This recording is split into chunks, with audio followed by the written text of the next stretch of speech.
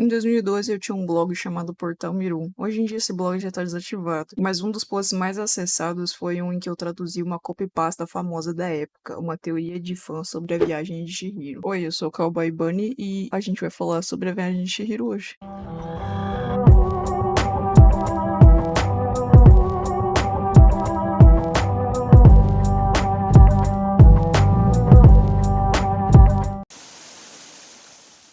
Eu vi algum vídeo no TikTok que eu não tenho a menor ideia de quem que era nesse vídeo, mas era um corte de podcast onde um cara contava essa exata mesma teoria e sem dar nenhuma fonte. Por sorte, eu ainda tenho meu post de 2014 armazenado no blog e tem uma fonte que seria um post no 9gag. Não dá pra ter certeza se esse post é a primeira vez que mencionaram isso, mas é uma fonte, né? Teria sido feito pelo usuário Brummers no dia 9 de setembro de 2014. Meu post foi feito no dia 11 de novembro nesse mesmo ano. Antes de começar, eu queria dar um contexto caso você nunca tenha assistido A Viagem de Chihiro ou Spirited Away. No meu post de vários anos atrás, em que eu ainda estava na escola, eu escrevi: é um filme que faz parte da infância de muita gente e um dos responsáveis pela popularização do estúdio Ghibli, do diretor Hayao Miyazaki, lançado em 2001. Realmente, esse é um dos poucos filmes que eu me lembro de ter ido no cinema criança para assistir. O título original, na verdade, é Sen to Chihiro no Kamikakushi, que seria Chihiro e Sen espiritadas pra fora. Mas eu vou explicar isso mais lá pra frente, não sai daí. Eu vou deixar o post do 9gag original aí pra você, mas não precisa se preocupar com o inglês, eu vou traduzir agora. Eu sempre me perguntei por que o símbolo Yu estava na porta da casa de banho. Perguntei pro meu professor de japonês e ele não tinha certeza, então eu fiz uma pequena pesquisa. O símbolo é usado na entrada de onsen e sento, ou seja, casa de banho japonesa. A palavra Yu, ou o fragmento Yu, né, pode ser traduzido como água quente. Então faria sentido para uma casa de banho, certo? Eu pesquisei mais e durante o período Edo, essas casas de banho públicas ficaram populares para homens por causa de mulheres que começaram a trabalhar nessas casas de banho coletivas, para se fazer coisa de gente boa. E também dar banho nesses caras. Essas casas eram chamadas de Yunabaru, e as mulheres com esse serviço eram chamadas de Yuna, mulher d'água quente. Basicamente eram bordéis. E adivinha como as mulheres que gerenciavam essas casas de banho eram chamadas? Yubaba, mulher velha da água quente. Yubaba é o nome da mulher que cuida da casa de banho no filme. Se você assistir A Viagem de Chihiro em japonês, as mulheres que trabalham lá realmente são chamadas de Yuna. No filme, a Chihiro é forçada a trocar de nome, mudando para Sen, igual quando uma stripper muda de nome para algo parecido com Candy. O Kaonashi, ou Senface, fica oferecendo dinheiro para Chihiro porque ele quer ter o serviço dela. Então eu li uma entrevista com o Miyazaki. Tudo foi colocado intencionalmente. Como todos sabem, as histórias do Miyazaki geralmente são costuradas com diferentes temas e metáforas. Ele disse que estava tentando abordar o problema da indústria de gente boa crescendo rapidamente no Japão. E as crianças serem expostas a isso em uma idade tão jovem é um grande problema. Isso pode ser frustrante porque muita coisa se perde na tradução e as pessoas veem esse filme como um filme fofo para criança ou uma obra-prima da animação, que ele realmente é, ao invés do verdadeiro manifesto que se torna com essa mensagem. Legal o post, né? Mas é um post do 9gag, equivalente hoje em dia a um post do Reddit. Então a gente vai verificar todo esse rolê na internet, já que possivelmente pode ser uma fake. Inclusive aqui no post mesmo já tem um comentário de um cara que achou tudo meio sus, e ele escreveu o seguinte, usando o usuário Nimbus1988. Tá tirando, caralho, como foda o seu professor de japonês não saberia disso. Várias casas de banho ainda tem esse símbolo nelas. Muda de professor para de inventar fic para suas curiosidades. E por falar nisso, por que você ficaria surpresa em descobrir que tá escrito água quente? Esse não é o ponto de uma casa de banho? Geral xingou esse cara nos comentários. Convenientemente para mim que tô fazendo esse vídeo, alguns dias atrás eu encontrei um canal chamado Linfamy, em que o cara faz vários vídeos sobre o Japão, inclusive sobre o período Edo. E eu me lembrava de ter visto um vídeo sobre bathhouses e as histórias das casas de banho e tal. Em resumo, esse negócio dos bordéis que a gente consegue ver bem no filme Memórias de uma Geisha, que se passa em completamente outro período, não é no período Edo, é num rolê mais tipo anos 20.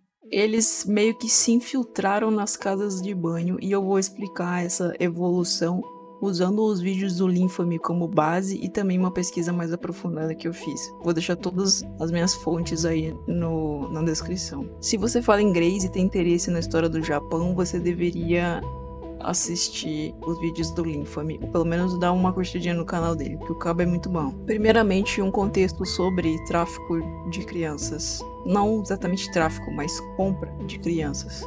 As crianças e jovens eram vendidos para casas de coisa de gente boa, mudavam de nome e enquanto elas eram bem jovenzinhas assim, elas trabalhavam como aprendizes ou serventes para profissionais de gente boa mais experientes, que já tinham uma carreira consolidada. Essas mulheres e esse mundinho se tornavam uma referência para essas meninas e elas serviam como tipo irmãs mais velhas. Inclusive, era a própria cortesã que bancava as despesas das suas aprendizes, que serviam como um símbolo de prestígio e status. Tipo assim, se ela consegue bancar 2 crianças xarope que ficam fazendo coisa pra ela, ela deve ser muito rica. E se ela é rica, é porque ela é boa. Aos 14 anos, essas garotas meio que debutavam e se tornavam profissionais da gente boa, que começavam lá embaixo para iniciar sua escalada social.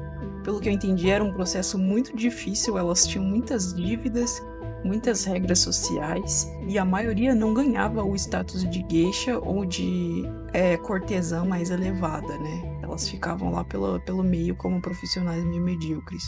Se por acaso a menina não era atraente ou agradável o bastante, ela fazia trabalho braçal até acabar o seu contrato, né? Que era tipo, manutenção dos bordéis, lavar roupa de cama, essas coisas. Daí elas poderiam ser demitidas ao final desse contrato e devolvidas para suas casas ou continuar com esse trabalho.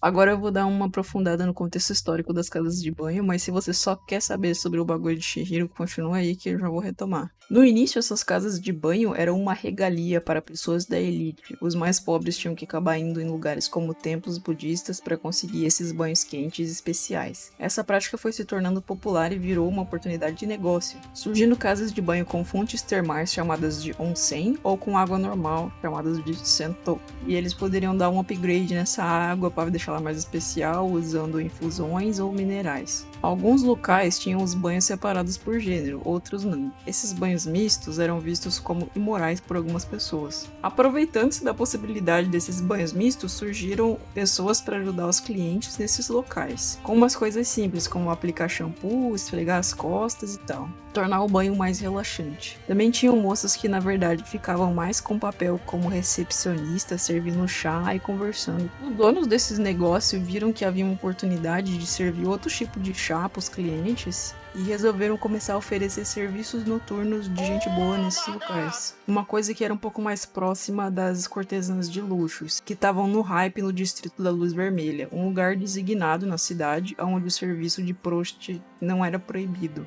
Elas conversavam, tinham muita cultura, tocavam música, dançavam, tinham uma conversa um pouco mais elevada e roupas bem mais elaboradas. Esse tipo de serviço tá acontecendo fora do Distrito da Luz Vermelha, nessas casas de banho, e começou a incomodar a população mais conservadora. Então as casas de banho mistas e as yuna foram banidas. Essas mulheres ficaram sem emprego e foram trabalhar no Distrito da Luz Vermelha mesmo. Para substituir elas entrou os sansuki, que eram homens que faziam esse mesmo tipo de trabalho, tipo limpeza e manutenção, sem esse extra dos clientes, né? Só que as yuna ficaram conhecidas como vagabundas, como mulheres fáceis que têm um trabalho nojento e sub-humanas e tal. Preconceito que se reflete até hoje nas meninas que trabalham em host clubs, que não tem nada a ver com vender o corpo, é apenas um serviço de companhia.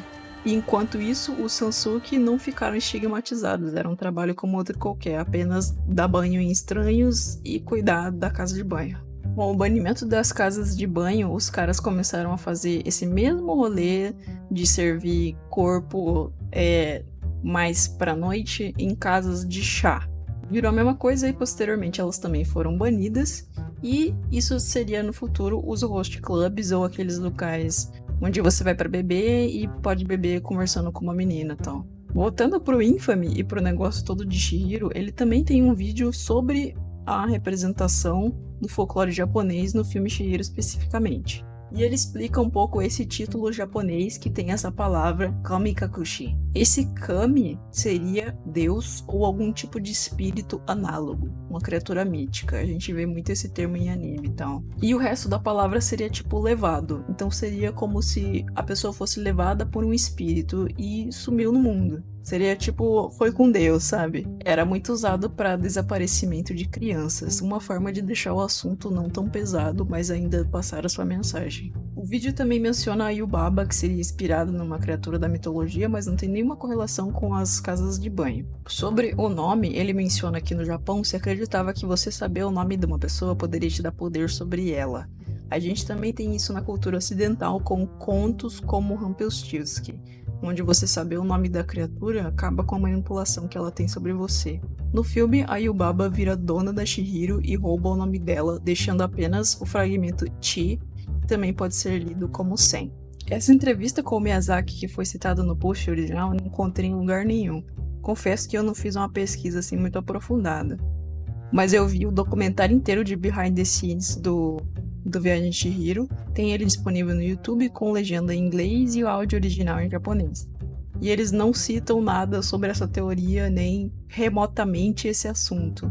Uma informação importante que a gente pode tirar do documentário é que os prédios do mundo espiritual foram baseados em prédios antigos do período Edo, que é o período que a gente está falando esse vídeo todo, onde teve a ascensão e profissionalização dessas pessoas que trabalham de noite, né? E a popularização desses locais onde era permitida serviço de gente boa, que eram chamados de yukaku, ou Distrito do Prazer. Eu encontrei um post bem completo no blog CBR que reforça que tudo isso é apenas uma teoria de fã. O Miyazaki nunca falou nada a respeito, e nessa postagem ele também dá algumas coisas que reforçam a teoria no filme, né? Como o fato das garotas serem realmente referidas como Yuna, que, segundo eles, a Yubaba usaria roupas estereotipadas de dona de bordel, e também que esse bagulho da Chihiro tá lá pra trabalhar nesse lugar é como se fosse pra pagar a dívida dos pais dela, que viraram porco, né?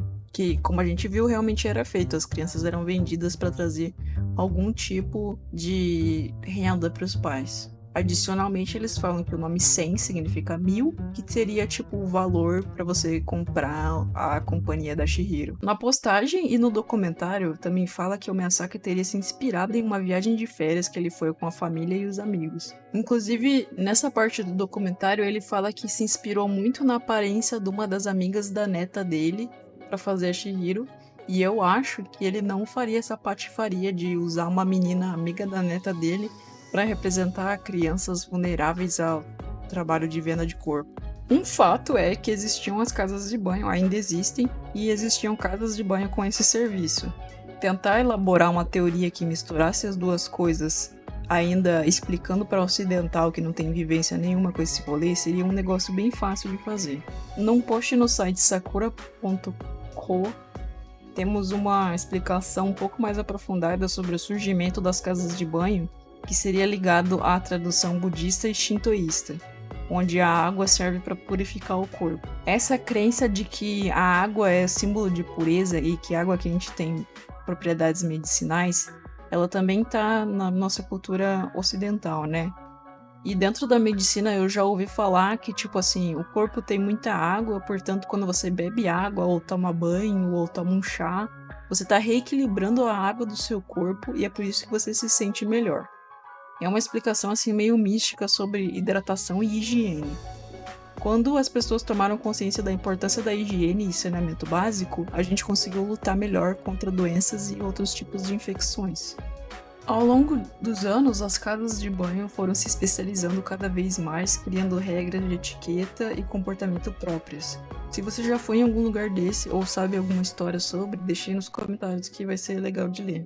Todos esses banimentos e fim do rolê de gente boa acabou tirando um pouco da popularidade desses estabelecimentos, que voltariam a ser muito populares depois da Segunda Guerra Mundial. No Japão mais contemporâneo, a gente tem profissionais de gente boa que oferecem esse tipo de serviço em locais designados, que seriam provavelmente uma herança dessas yuna. E esses lugares são chamados de Soapland. Estou louco. Estou louco. A Viagem de Chihiro é um filme muito icônico, um dos melhores filmes do Estúdio Ghibli. Eu também gosto muito da Princesa Mononoke.